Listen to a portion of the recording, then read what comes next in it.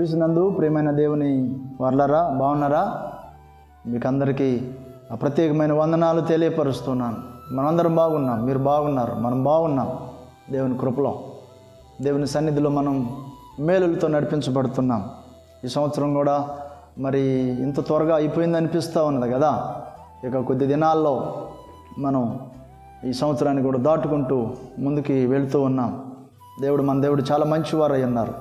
దేవుడు తప్పకుండా సహాయం చేస్తారు మనకు. రండి, ఈ దినం కూడా కొద్ది నిమిషాలు దేవుని మాటను మనం ధ్యానించుదాం.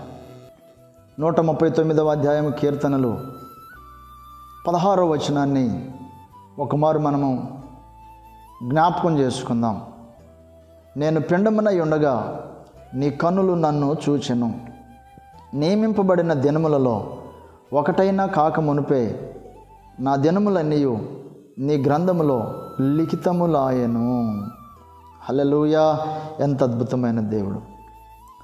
మరి పితరుడు దావీదు గారు చాలా మంచి ఆత్మీయ పాఠాలు మనకి ఈ భూమి ఉన్నంత వరకు కూడా దావీదు గారు నేర్పించే ఆత్మీయ పాఠాలు ప్రతి ఒక్కరు నేర్చుకోవాల్సిందే. క్రైస్తవ్యం దావీదు గారు ఆయన యొక్క అనుభవాలు నేర్చుకోవాల్సిందే అంటూ ఉన్నారు కదా. నేను పిండమునై ఉండగా నీ కన్నులు నన్ను చూసినాయ్యా. ఎంత అద్భుతమైన సంగతి, ఎంత అద్భుతమైన అవగాహన, ఎంత అద్భుతమైన గ్రహింపు ఒక వ్యక్తికి.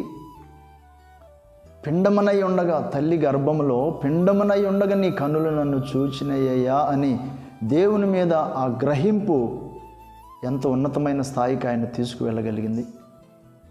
కొంతమంది వారికి వారు నిరుత్సాహపరుచుకుంటూ ఉంటారండి కదా. నీకు కూడా ఈ మాటలు వింటున్న నీకు కూడా, మరి ఈ మాటలు ప్రకటిస్తున్న నాకు కూడా, మనందరికి కూడా ఈ అనుభవాలు ఎదురైనాయి కదా. అంటే దేవుని ఎరగక మునుపు, దేవుని లోతైన అనుభవాలు రాక మునుపు అసలు నేను ఎందుకు పుట్టాను, అసలు నా పరిస్థితి లేనిది, నా బాధ లేనిది, నా బలహీనత లేనిది కదా. మనం ఎవరమో దేవునికి తెలుసు. ఆయన మన యొక్క మనుగడంతటిపైన దృష్టి ఉంచి ఉన్న దేవుడై ఉన్నాడు. మనకు ఒక అవగాహన రావాలి. నేను ఎవరిని, నేను ఎక్కడి నుండి వచ్చి ఉన్నాను అనే అవగాహన రావాలి. కనుక దావీదు గారు అంటున్నారు, నేను పిండమునై ఉండగా నీ కన్నులు నన్ను చూచినయ్యా. నియమింపబడిన దినములలో ఒకటైనను కాక మునుపే నా దినములన్నీ నీ గ్రంథంలో లిఖితములాయ. అంటే మన మనుగడంతా కూడా దేవుడు తన పరిధిలోనికి తీసుకొని ఉన్నాడు. దేవుడు అద్భుతమైన దేవుడు అండి. ఆయన్ని మనం చేసుకోవటం కాదు కానీ మనల్నే ఆయన చేసి ఉన్నాడు. కనుక బాధపడుతున్నావా, నిన్నెవరు అర్థం చేసుకోలేదు అనుకుంటున్నావా, నీ బాధలను బట్టి, నీ బలహీనతలను బట్టి కృంగిపోతున్నావా, నన్ను ఎవరు చూసుకోవట్లేదు అనుకుంటున్నావా, వేదన చెందుతున్నావా, భయపడకు. ఈ మాట నీ దగ్గరకు వచ్చిన దేవుని యొక్క ఉద్దేశాన్ని ఒక్కసారి గ్రహించు. నువ్వెవరో ఆయనకు తెలుసు. నీ బాధ, నీ బలహీనత అన్నీ ఆయనకు తెలుసు. నిన్ను ఆయన బాగుగా ఎరిగిన దేవుడు. నిన్ను చూస్తూ ఉన్నాడు. ఇప్పుడు భవిష్యత్తులో కూడా నిన్ను ఆయన చూసుకునే దేవుడై ఉన్నాడు. కనుక అవగాహన కలిగి ఉండి భక్తి చేయుట అది ఎంతో ఆశీర్వాదకరమై ఉన్నదని మీకు తెలియపరుస్తూ మాటలు ముగిస్తున్నాను. చిన్న ప్రార్థన చేసుకుందామా. ప్రేమ కలిగిన తండ్రి, దయగల గొప్ప దేవ, మీకు వందనాలు. నిజమే, ఒక వ్యక్తికి అవగాహన లేనప్పుడు ఎంత నిరుత్సాహంలోనికైనా దిగిపోతూ ఉంటాడు. అనేకులు బలహీనులైపోయి ఉన్నారు. అందువలన నాయనా, మీ కన్నులు మమ్ములను పిండమునై ఉన్నప్పుడే చూసినయ్యా.